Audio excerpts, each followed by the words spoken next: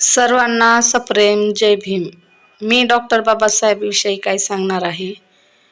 Doctor Babasaheb Ambedkar शिक्षणातून घडलेले महापुरुष.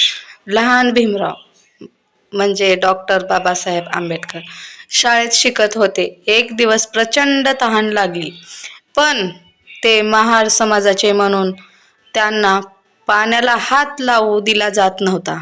शाळेत माठ होता, पण भीमराव स्वतः पाणी घेऊ शकत नव्हते. ते शांतपणे एका कोपऱ्यात बसून वाट पाहत राहिले.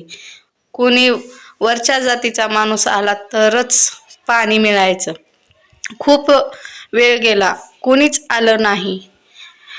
तहान असह्य झाली, डोळ्यात पाणी आलं, पण भीमराव रडले नाहीत. ते मनात म्हणाले, आज मला पाणी नाही मिळालं, पण मी उद्या असा कायदा बनवेन की कोणालाच माणूस म्हणून कमी लेखलं जाणार नाही. तोच लहान भीमराव, म्हणलं तर डॉक्टर बाबासाहेब आंबेडकर, पुढे भारताच्या संविधानाचे शिल्पकार झाले. ही कथा आपल्याला शिकवते, अपमान सहन करूनही हार मानू नका.